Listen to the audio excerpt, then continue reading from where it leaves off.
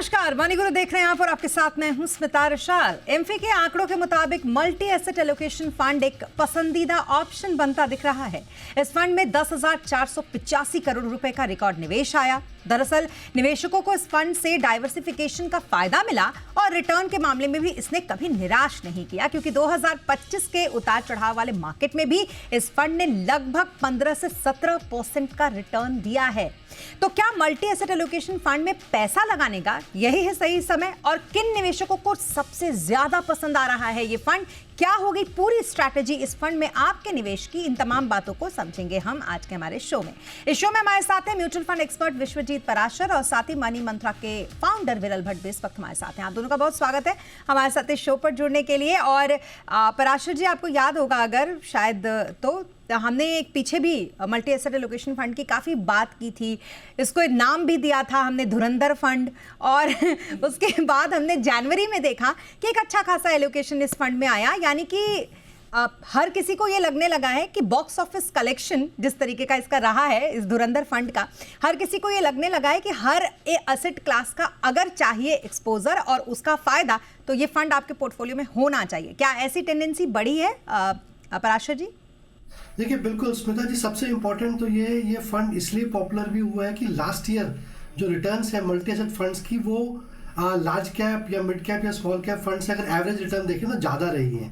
और सबसे अच्छी बात यह है कि जब मार्केट में वॉलेटिलिटी होती है, बाजार में उतार चढ़ाव है, तो उस समय पे ये फंड काफ़ी अच्छा परफॉर्म करते हैं, क्योंकि यहाँ पे आपको 3 डिफरेंट एसेट क्लासेस में निवेश करने का मौका मिलता है, जहाँ पे मिनिमम 10% तो फंड मैनेजर को रखना ही है, चाहे वो इक्विटी है, डेट है या फिर कमोडिटीज जिसमें गोल्ड और सिल्वर भी काउंट होता है। तो गोल्ड ने धुआंधार रिटर्न दी है लास्ट ईयर, तो सडनली ये फंड्स बहुत पॉपुलर हो गए क्योंकि बहुत अच्छे रिटर्न्स आ गए, और गोल्ड ने एबनॉर्मल रिटर्न तो दिए, ये सबको मालूम ही है, और सिल्वर ने भी काफ़ी अच्छे रिटर्न्स दिए। तो ये गोल्ड और सिल्वर इस कमोडिटीज में ऐड हो जाता है इस फंड के तहत। तो अगर किसी को अपना पोर्टफोलियो डाइवर्सिफाई करना है अक्रॉस एसेट क्लास, जिसमें कि डेट भी है, इक्विटी भी है या कमोडिटीज भी हैं, और अब तो बहुत सारी और कैटेगरीज भी ऐड हो गई हैं, जिसमें कि इंटरनेशनल इक्विटीज में भी इसमें निवेश किया जा सकता है, या रीट्स है जो अब इक्विटी के अंदर आता है। तो बहुत सारे डिफरेंट एसेट क्लासेस इसमें आ जाती है, और डाइवर्सिफिकेशन के पॉइंट ऑफ व्यू से बहुत बेहतरीन फंड बन जाता है। तो सबसे अच्छी पहचान जो इस फंड की ये है कि जब बाजार में गिरावट होती है तो ये प्योर इक्विटी फंड से थोड़ा कम गिरावट होती है, और जब मार्केट में जब चढ़ाव होता है तो ये बहुत ज़्यादा इक्विटी फंड के परफॉर्मेंस के बराबर तो नहीं, बट उसके आसपास अच्छी रिटर्न्स देते हैं। तो मेरे हिसाब से जो निवेशक फर्स्ट टाइम अभी इक्विटी में निवेश नहीं किया तो उनके लिए ये बहुत अच्छा फंड है, या बहुत सारे रिटायरी लोग भी इसमें निवेश करते हैं जिसमें कि सिस्टमैटिक विड्रॉल प्लान करने की कोशिश करते हैं, तो एक कंजर्वेटिव इन्वेस्टर के लिए ये बहुत अच्छा फंड है। और कहीं अगर आपके पास 3 से 5 साल का पीरियड है तो ये अपने आप में एक बहुत अच्छा चॉइस बन जाता है इक्विटी में निवेश करने के लिए। बिल्कुल। तो कुल मिलाकर हर एक चीज़ का फायदा तो विरल मिल ही रहा है। ग्रोथ चाहिए तो इक्विटी ले लो, स्टेबिलिटी चाहिए तो डेट भी है इसमें, और गोल्ड और सिल्वर का जो पागलपन है इस वक्त मार्केट में वो भी इसमें आपको उसका भी एक्सपोजर मिल ही जाता है। तो एक बेफिक्र निवेशक के लिए ये फंड ज़रूरी है, मतलब उसको रखना चाहिए, जिनको बिल्कुल नहीं सोचना अपने निवेश के बाद आगे। पहले तो शुक्रिया स्मिता शो में बुलाने के लिए। मैं तो कहूँगा, देखिए मैं गुजराती हूँ, और जब मैं थाली खाने जाता हूँ कोई रेस्टोरेंट में, तो वो थाली के अंदर है ना डिफरेंट अलग अलग व्यंजन होते हैं, एक ही व्यंजन नहीं होता है। तो मैं मल्टी एसेट को भी ऐसे ही देखता हूँ, जो एक ऐसा फंड जो मुझे सारे एसेट क्लास का एक्सपोजर दे सके। हमने 3 एसेट क्लास की बात की, बट अगर देखें तो ऐसे भी मल्टी एसेट फंड है जहाँ पे उन्होंने रियल एस्टेट में एक्सपोजर लिया है, ग्लोबल स्टॉक्स में भी एक्सपोजर लिया है। तो ये एक ऐसा कह सकते हैं कि आपने शुरू में सही कहा कि एकदम धुरंधर जैसा फंड है, कि उसमें बहुत सारे धुरंधर एक ही फंड में आपको मिल सकते हैं, और अलग अलग मार्केट की सिचुएशन देखिए। हालांकि ये सही बात है 2025 में इक्विटी ने इतना अच्छा कोई परफॉर्मेंस नहीं दिया, पर मल्टी एसेट डबल डिजिट में रिटर्न्स थे। अभी जब इक्विटी नहीं चलता है तो मल्टी एसेट फंड इस तरह से काम करता है कि भाई जब इक्विटी में अगर मेरे पास लार्ज कैप का एक्सपोजर है तो लार्ज कैप चलता है, तो इक्विटी में भी थोड़ा सा हमको सुपीरियर रिटर्न्स मिलते हैं, मार्केट वोलेटाइल रहता है। तो डेट हमेशा स्टेबिलिटी को दिखाता है। डेट में अगर हम देखें तो रेट्स के पॉइंट ऑफ व्यू से भी उतार चढ़ाव होते रहते हैं, तो उसका फायदा भी काफ़ी अच्छी तरीके से ये मल्टी एसेट फंड ले सकते हैं। और पिछले कुछ सालों से जैसे हम मेटल्स में देख रहे हैं कि गोल्ड और सिल्वर में भी काफ़ी अच्छे रिटर्न्स आए हैं, तो अभी की जो सिचुएशन बन रही है, मुझे लगता है कि ये ऑल वेदर फंड बन सकता है कि कोई भी सिचुएशन हो उसमें हम आपके निवेशक के पोर्टफोलियो में मल्टी एसेट फंड बनता है। ओके और सोने पे सुहागा, सोने ने इसको बना दिया। पराशर जी, तो जो ये फिलहाल हम देख रहे हैं रुझान और लोगों का बहुत ही ज़्यादा अट्रैक्शन, गोल्ड ETF के तो कल आपने आंकड़े देखे ही होंगे, चौंका देने वाले, जिसने इक्विटी के भी नंबर्स को पीछे छोड़ दिया है। ऐसे में आपको लगता है कि अभी इस तरीके के फंड जो मल्टी एसेट एलोकेशन फंड होते हैं जिसमें एक्सपोजर सोने का होता है यानी कि गोल्ड का होता है, ये बना रहेगा अभी इसका क्रेज आगे, और अभी इसमें निवेश का सही समय है? बिल्कुल, देखिए स्मिता जी, अगर मार्केट में अनसर्टेनिटी है और जब तक ट्रंप रोज नई एक ट्वीट करते हैं तो बिल्कुल ये फंड पॉपुलर, कैटेगरी बिल्कुल पॉपुलर रहेगी, क्योंकि जियोपॉलिटिकल अनसर्टेनिटी है, कहीं ना कहीं उतार चढ़ाव है बाजार में अभी भी। तो मेरे ख्याल में जो लोग कम रिस्क लेना चाहते हैं, जो वॉलेटिलिटी से बचना चाहते हैं, तो ये कैटेगरी अपने आप में एक बहुत ही अच्छी कैटेगरी, क्योंकि डाइवर्सिफिकेशन तो मिल ही रहा है और ये सारी जो कैटेगरीज होती हैं इनका आपस में कोरिलेशन कम होता है। मान लीजिए इक्विटी में अगर गिरावट है तो गोल्ड और डेट उसको स्टेबलाइज कर देते हैं पोर्टफोलियो को, वहीं पर अगर गोल्ड में गिरावट है तो इक्विटी में आपको अच्छी रिटर्न शायद देखने को मिल सकती है। तो एक दूसरे के साथ कोरिलेशन कम है, तो इसलिए ये एक वॉलेटिलिटी से बचाव तो करता ही है। और गोल्ड सिल्वर में भी अभी अगर आप देखेंगे एलोकेशन काफी कम कर रखा है ज्यादातर फंड मैनेजर्स ने। तो ऐसा नहीं है कि उन्होंने अपना गोल्ड का एलोकेशन बहुत बढ़ा रखा है, तो फंड मैनेजर के पास एक डिस्क्रिशन है, वो बाजार के आउटलुक को देखते हैं कि उनको कहाँ लगता है कि अगर इक्विटी मार्केट महंगी लगती है तो वो डेट की तरफ एलोकेशन बढ़ा लेते हैं। तो पोर्टफोलियो रीबैलेंसिंग जो है वो आपकी फंड मैनेजर कर रहा है आपके बिहाफ पे। और स्मिता जी, सबसे इंपॉर्टेंट पॉइंट ये है, जो एसेट एलोकेशन स्ट्रैटेजी है, आपके पोर्टफोलियो का सक्सेस 91% सक्सेस आपकी राइट एसेट एलोकेशन में रहता है। तो आपके बिहाफ पे वो फंड मैनेजर कर रहा है, तो बहुत मेरे ख्याल में कोई भी समय हो, every time is a good time अगर आपको मल्टी एसेट फंड में निवेश करना है। बिल्कुल। और आपके हिसाब से विरल, कौन से ऐसे निवेशक है जिनके लिए मल्टी एसेट एलोकेशन फंड आप मानते हैं कि बिल्कुल परफेक्ट है? देखिए, ये सबसे पहले तो मुझे ऐसा लगता है कि कोई निवेशक नया हो जो अभी अभी शुरू कर रहा है अपने निवेशक की जर्नी को, उसके लिए ये बहुत ही बेहतरीन फंड है। क्यों बेहतरीन फंड है? क्योंकि मुझे पता नहीं है कि मुझे कहाँ पे निवेश करना है, मैं कंफ्यूज्ड हूँ, मुझे इक्विटी मार्केट देख के मुझे वो वॉलेटाइल लगता है, मुझे डेट मार्केट पता नहीं है कि कैसे वर्क करता है, और गोल्ड सिल्वर में जिस तरह से अभी प्राइजेस अप एंड डाउन हो रही है, तो वहाँ पर भी मुझे कन्फ्यूजन आती है। तो मुझे लगता है कि नए निवेशक के लिए तो काफ़ी सही है। अभी जैसे मैं दूसरे एसेट क्लास होते हैं, जैसे डेट हो गया या गोल्ड एंड सिल्वर हो गया, जहां पे बहुत ही टेक्निकलिटी पे भी वो चलते हैं। जैसे डेट में इंटरेस्ट रेट के मूवमेंट से चलते हैं, गोल्ड और सिल्वर में बहुत सारे फंडामेंटल भी रीजंस होते हैं, सेंटिमेंट भी रीजंस होते हैं। तो कब क्या प्ले करेगा, कब कैसे चलेगा, जैसे पराशर जी ने कहा कि भाई कल क्या उठ के ट्रंप ट्वीट कर देंगे और मार्केट की जो आगे बढ़ने की जो परिस्थिति है वो बदल जाएगी।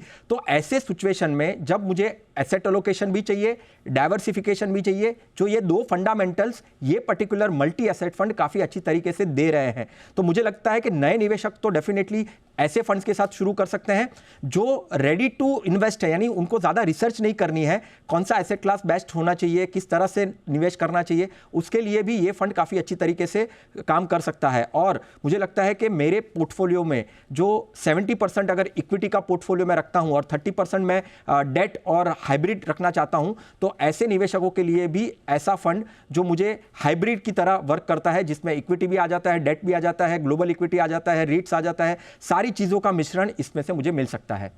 बिल्कुल। और इन सब फायदों के बाद एक जो मैं अपनी तरफ से डिस्क्लेमर देना चाहूंगी वो ये कि ज़रूरी नहीं है कि आप पूरा का पूरा portfolio multi asset allocation fund से भर लीजिए ये सोचकर कि मुझे और कुछ करना ही नहीं पड़ेगा, फंड मैनेजर खुद अपने आप इसको ऊपर नीचे करता रहेगा एसेट एलोकेशन। नहीं, आपको बाकी जो एक्सपोजर है इक्विटी, प्योर इक्विटी, जैसा कि आपको बताया पराशर जी ने, वो रखना भी अपने पोर्टफोलियो में इंपॉर्टेंट होता है। क्योंकि याद रखिए, जब इक्विटी की रैली आती है उस समय एक प्योर इक्विटी फंड जितना अच्छा रिटर्न देगा उससे थोड़ा कम अच्छा रिटर्न आपको मल्टी एसेट एलोकेशन फंड देगा। चलिए, अब मुझे एक चीज बताइए पराशर जी, क्योंकि हमने पिछली बार 2025 का मार्केट वॉलेटाइल देखा और इस वॉलेटाइल मार्केट में भी हमने इसको 15%, लगभग 15-16% का रिटर्न देते हुए इनको देखा है मल्टी एसेट एलोकेशन फंड को। तो हम ये मान के चले, ये साबित हो चुका है कि ऑल वेदर फंड है मल्टी एसेट एलोकेशन फंड? जी बिल्कुल, इसको बिल्कुल ऑल वेदर फंड कहा जा सकता है, क्योंकि फंड मैनेजर ऑटोमेटिकली मार्केट के हिसाब से पोर्टफोलियो को रीबैलेंस करते रहते हैं। वो डेट मार्केट पे भी नजर रख रहे हैं, गोल्ड पे भी नजर रख रहे हैं, सिल्वर पे भी नजर रखते हैं और वो रीबैलेंस कर रहे हैं। तो कोई सा भी मार्केट कंडीशन हो और अगर बाजार जैसे आपने बताया कि मार्केट अगर राइज कर रही है तो ये अच्छे रिटर्न्स देने में मददगार तो है। हो सकता है प्योर इक्विटी फंड के कंपैरिजन में थोड़ा सा कम रहे, लेकिन अगर मार्केट में वॉलेटिलिटी है, गिरावट है, तो उसमें ये काफी मददगार रहते हैं फंड्स। तो जो लोग ज्यादा रिस्क नहीं लेना चाहते हैं, ज्यादा झंझट में नहीं जाना चाहते हैं, एसेट एलोकेशन फंड अपने आप में ऑल वेदर फंड है। आप बिल्कुल निश्चिंत होकर इसमें 20-30% का एलोकेशन अपने पोर्टफोलियो का इसमें रख सकते हैं। बिल्कुल। और आपके हिसाब से विरल, आप क्या मानते हैं इसे, all weather fund? Definitely all weather fund है। इक्विटी चलता नहीं है, जब इक्विटी नहीं चलता है तो मेरे पास ऐसे एसेट क्लास है मेरे फंड के अंदर जो मुझे हेज करने में काम आता है, डाउन साइड को प्रोटेक्ट करने में काम आता है। अगर कोई दूसरे एसेट क्लास चलता है जैसे गोल्ड और सिल्वर काफ़ी कुछ 1-2 साल से चले, जब इक्विटी नहीं चला तब ऐसे फंड्स मुझे भले कम एक्सपोजर हो पर वो मुझे ओवरऑल रिटर्न्स देने में काम आता है। जैसे हमने 2025 में देखा कि इक्विटी के रिटर्न्स मिड कैप के और स्मॉल कैप के रिटर्न्स कम थे, लार्ज कैप के रिटर्न्स सिंगल डिजिट में थे, बट मल्टी एसेट के रिटर्न डबल डिजिट में थे। तो ऐसा फंड क्यों मेरे पोर्टफोलियो में मैं ना रखूं जिसमें मुझे ऑल वेदर यानी कोई भी परिस्थिति हो मुझे वो रिटर्न्स देगा। हाँ, रिटर्न्स इक्विटी के मामले में अगर इक्विटी जब ज़्यादा चलता है, मिड कैप स्मॉल कैप ज़्यादा चलते हैं तो उसके रिटर्न ज़्यादा दिखते हैं, तो लोग ऐसा सोचते हैं कि यार ये तो इक्विटी इतना चल गया तो मेरा ऐसा फंड क्यों नहीं दे रहा है। क्योंकि देखिए ये समझने की बहुत ही ज़रूरत है कि जब आप मार्केट नीचे जाता है, मार्केट वॉलेटाइल होता है तो मैक्सिमम निवेशक जो है वो डर जाते हैं। तो ये जो डरना है वो डरना ना हो आपके लिए, वो पोर्टफोलियो में ऐसे डेफिनेटली फंड आपको रखने चाहिए। बिल्कुल। और ये भी ऑल वेदर फंड का मतलब ही हुआ पराशर जी की हर साइकिल में चलने वाले फंड, या फिर उसमें कुछ अलग चीज़ होती है? अगर मैं पूरे मार्केट साइकिल की आपसे बात करूं तो हर मार्केट साइकिल में क्या आप इसको फिट मानते हैं? बिल्कुल स्मिता जी, जैसा आपने बोला कि अगर मार्केट में राइज भी है तो ऐसा नहीं है कि इसकी परफॉर्मेंस बहुत कम रहेगी। थोड़ा सा प्योर इक्विटी से, जैसा विरल ने भी बोला कि थोड़ा उससे कम रहेगा, लेकिन अगर आप बिल्कुल मार्केट के उतार चढ़ाव में नहीं जाना चाहते हैं और अपना निवेश करके आप बिल्कुल fill it shut it forget it strategy में जाना चाहते हैं, वहाँ फंड मैनेजर आपके बिहाफ पे डिस्क्रिशन ले रहा है, डिसीजंस ले रहा है कि मार्केट में गोल्ड ज़्यादा होना चाहिए या इक्विटी में एक्सपोजर ज़्यादा होना चाहिए, तो आपके मेरे हिसाब से किसी भी मार्केट कंडीशन में ये फंड फिट इन होता है। और सबसे इंपॉर्टेंट ये है कि आपको अच्छे रिटर्न्स देखने को मिल सकते हैं और रिस्क जो है, जो नॉर्मली निवेशक जो है रिस्क के को बिल्कुल कंसिडर नहीं करते हैं, वो रिटर्न्स को कंसिडर करते हैं। तो इंपॉर्टेंट है अच्छे पोर्टफोलियो के लिए रिस्क को भी कंसिडर करना चाहिए। उस आंकड़े से, उस हिसाब से ये फंड बहुत अच्छा फिट इन होता है क्योंकि आपका रिस्क काफी कम हो जाता है क्योंकि डिफरेंट एसेट क्लासेस हैं और डाइवर्सिफिकेशन का लाभ आपको यहाँ मिल रहा है। बिल्कुल। अब एक कंसर्न है जिस पर थोड़ा सा बात करना ज़रूरी है, और विरल मैं आपसे शुरू करती हूँ। मुझे एक बात बताइए, हालांकि मल्टी एसेट एलोकेशन फंड की खूबियाँ हम सबको पहले से पता थी और किस तरीके से ये काम करता है ये भी सबको पता था, लेकिन अचानक से जब से हमने गोल्ड में एक रैली देखी है तब से हमने देखा कि इसका क्रेज़ भी अपने आप बढ़ा है। क्या आपको लगता है कि गोल्ड के इसी क्रेज़ के साथ अगर जब उसका क्रेज़ ख़त्म होगा, या यूं कहें कि फोमो बाइंग उसमें ख़त्म होगी, वैसे ही आप इसमें भी देखेंगे कि लोगों का इंटरेस्ट कम होगा? ये हम ट्रेंड देखेंगे, आपको ऐसा लगता है विरल? नहीं, देखो मुझे नहीं लगता है कि ऐसा होगा। क्यों नहीं होगा? क्योंकि ये समझना बहुत ज़रूरी है निवेशकों के लिए अस्मिता, कि इसमें रिस्ट्रिक्टेड एलोकेशन रहता है। डेफिनेटली फंड मैनेजर के पास मिनिमम टू मैक्सिमम वाला एक एक्सपोजर का बैंड होता है, पर फंड मैनेजर भी बहुत ही एक्सपर्टीज तरीके से ये फंड को मैनेज करता है। उनको लगता है कि डेफिनेटली ये पर्टिकुलर जो एसेट क्लास है वो ज़्यादा परफॉर्म नहीं करेगा या उसमें बहुत ही वॉलेटिलिटी रहेगी या उतार चढ़ाव रहेगा, तो वो अपने आप वो एडजस्ट करेगा वो उसके एक्सपोजर को, और वो लगेगा कि जहाँ पे रिटर्न्स कम आ रहे हैं उसका एक्सपोजर बहुत ही कम कर देगा, और जहाँ पे उसको लगेगा कि नहीं ये पर्टिकुलर एसेट क्लास मुझे आने वाले समय में डेफिनेटली ज़्यादा रिटर्न्स दे सकता है, तो वो एसेट क्लास में ज़्यादा एक्सपोजर लेगा। दूसरा चीज़ निवेशकों को ये भी जानना बहुत ही ज़रूरी है कि हर एक पर्टिकुलर फंड का एक पर्टिकुलर टाइम पीरियड होता है कि उतना टाइम पीरियड तो मैं ये फंड के साथ बने रहूं। अभी जैसे मैं हम मल्टी एसेट की बात करते हैं तो ये 1, 2, 3 साल वाला प्रोडक्ट नहीं है, ये एटलीस्ट 3 से 5 साल टाइम होराइजन वाला प्रोडक्ट है। डेफिनेटली इसको आप एफडी से ज़्यादा बेहतर रिटर्न मान के चल सकते हो, पर इसका टाइम होराइजन आपको सबसे पहले 3 से 5 साल रखना है। 2025 में डबल डिजिट रिटर्न आ गए तो नॉट नेसेसरी कि 2026 में भी डबल डिजिट रिटर्न मुझे मिलेंगे, ऐसा ज़रा भी नहीं है। आप लेकर चलिए 3 से 5 साल का समय, आप लेकर चलिए कि नहीं मुझे इक्विटी में कितना एक्सपोजर रखना है, डेट में कितना एक्सपोजर रखना है और बाकी मेटल्स में कितना एक्सपोजर रखना है।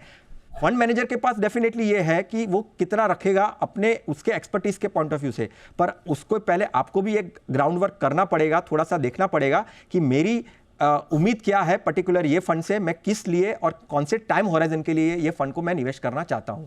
ओके पराशर जी, मैं भी जल्दी से आपसे जानना चाहूंगी एसेट एलोकेशन स्ट्रैटेजी जिसमें आप इस फंड के अलावा बाकी फंड को भी कैसे फिट मानते हैं? देखिए, बाकी फंड्स तो अपना जैसे अपने रिस्क प्रोफाइल के हिसाब से अपना एलोकेशन बना सकते हैं आप, कि आपको अगर एग्रेसिव जाना है तो आप इक्विटी का एक्सपोजर बढ़ा सकते हैं, अगर आप कंजर्वेटिव जाना चाहते हैं तो डेट का पोर्शन बढ़ा सकते हैं। लेकिन ये मेरे ख्याल में ओवरऑल पोर्टफोलियो में 20 से 30% तक आप इसको रख सकते हैं, क्योंकि यहाँ पे आपने फंड मैनेजर को डिस्क्रिप्शन दे दिया है और रीबैलेंसिंग वो अपने आप कर रहा है, जो हम खुद करने में कभी कभी नहीं कर पाते हैं because of recency bias, because of emotional biases. तो ये फंड अपने आप में आपको ये सारे बायसेस से बचाता है और फंड मैनेजर एक लॉजिकल कॉल्स लेके डिफरेंट एसेट क्लासेस में निवेश करते हैं। तो 20 से 30% आप इस पोर्टफोलियो में रख सकते हैं और बाकी अपने रिस्क प्रोफाइल के हिसाब से आप अपने एक्सपोजर इक्विटी और डेट में बढ़ा सकते हैं। बिल्कुल, तो एक बहुत अच्छी स्ट्रैटेजी आप दोनों ने शेयर की यहाँ पर, जिस हिसाब से आप पोर्टफोलियो में इस फंड को शामिल कर सकते हैं। और हाँ, क्रेज तो इसका बरकरार है ही और लगातार लोग इसको पसंद कर ही रहे हैं। चलिए, इसी के साथ thank you so much Parashar ji हमारे साथ इस शो पर जुड़ने के लिए। थैंक यू सो मच हमारे साथ इस शो पर जुड़ने के लिए विरल, आपका भी। और यहाँ रुकेंगे एक छोटे से ब्रेक के लिए, लेकिन ब्रेक के बाद बात करेंगे आदित्य पगरिया से, ये जानेंगे कि एमपीसी पे उनका आउटलुक क्या है, कहाँ देख रहे हैं अब वो राहते और साथ ही कहाँ देख रहे हैं अब वो निवेश के मौके। ये सारी बातें जानेंगे ब्रेक के बाद।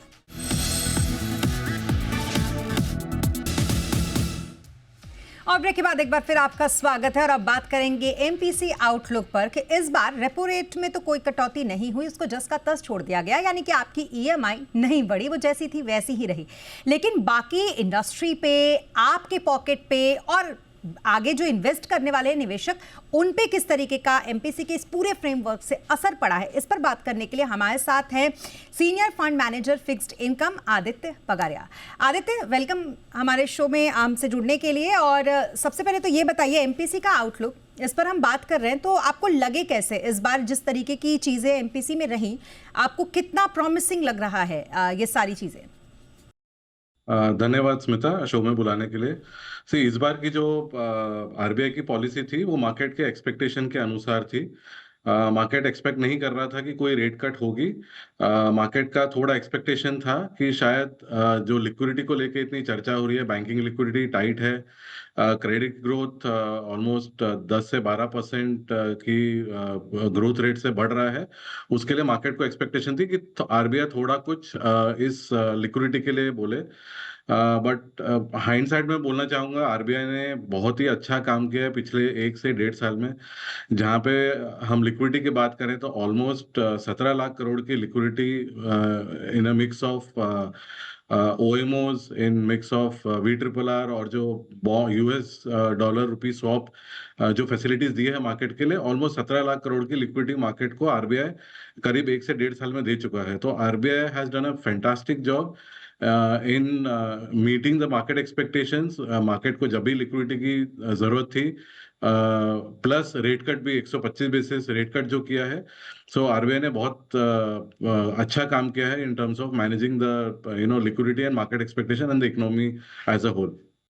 ओके, लेकिन प्रोजेक्शन जो जीडीपी का बढ़ाया, हाँ ये काफ़ी अट्रैक्टिव लगा 7.4%। और हमने देखा कि सबसे ज़्यादा जो पोर्शन था अट्रैक्टिव उस दिन के लिए यही था, जीडीपी का उनका प्रोजेक्शन बढ़ाना। इसके साथ ही अब जिस तरीके का रुख आरबीआई ने इस बार अपना न्यूट्रल रुख अख्तियार किया है, उससे आदित्य इंडस्ट्री पर किस तरीके का असर पड़ा? सेकंड, मुझे ये बताइएगा कि लिक्विडिटी और बॉन्ड मार्केट पर अगर मैं स्पेसिफिकली बात करती हूँ तो कैसा असर आप देख रहे हैं?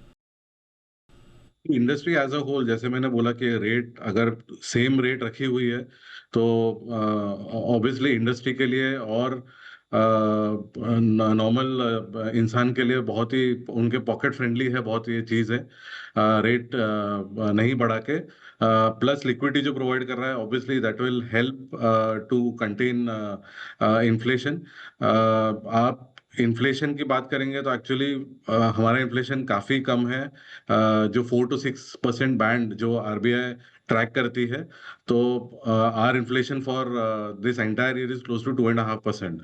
तो 2.5% का इन्फ्लेशन है। ओवरऑल जो कोर इन्फ्लेशन की बात करते हैं, कोर इन्फ्लेशन भी क्लोज टू 4, 4.25% के आसपास है। तो इन्फ्लेशन और ग्रोथ जो एमपीसी जो देखती है, दोनों को साथ में देखती है, दोनों में को इक्वल वेटेज दिया जाता है।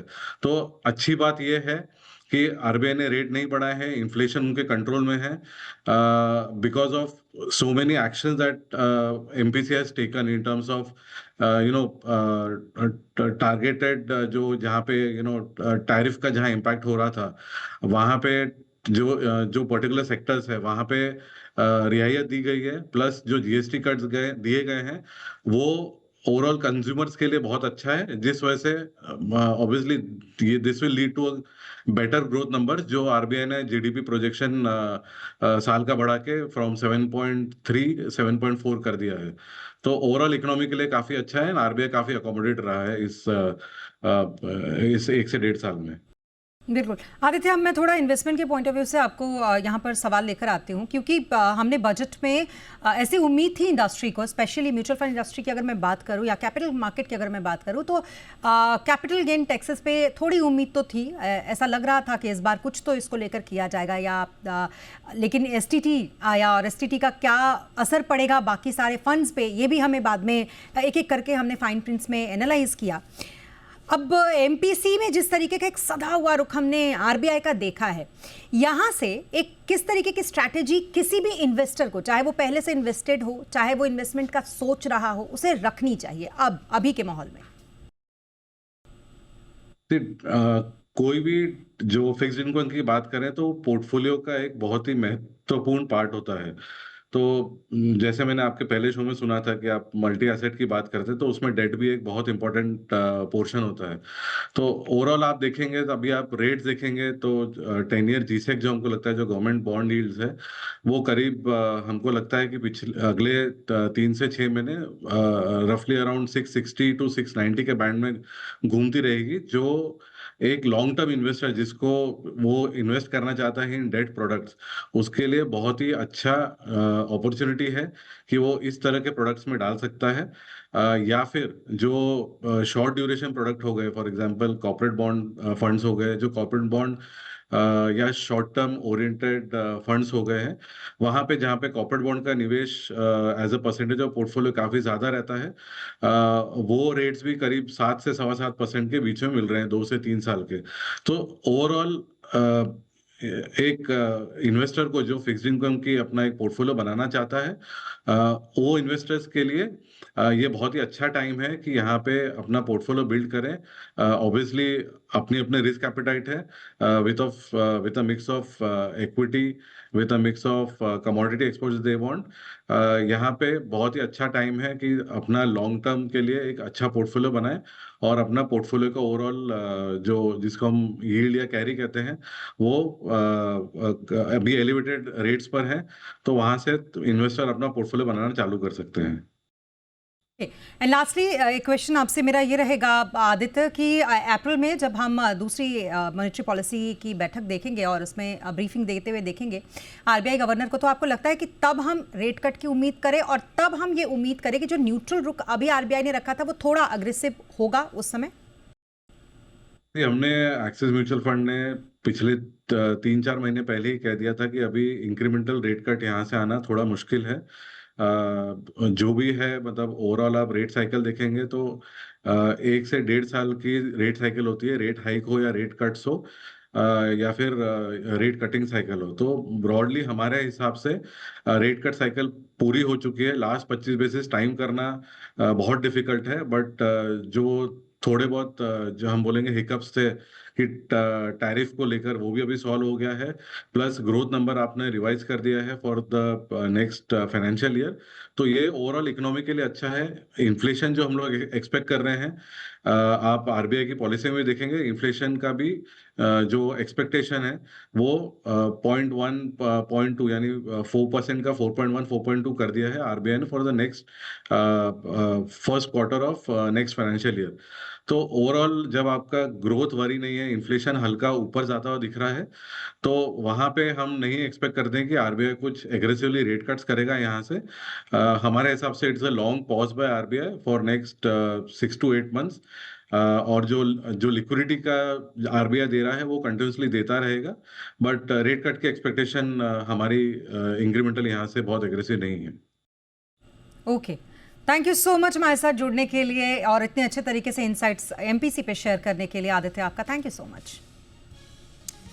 और इसी के साथ मनुगुरु के आज के इस एपिसोड में अभी के लिए बस इतना ही। आप बने रहें जी बिजनेस के साथ। नमस्कार।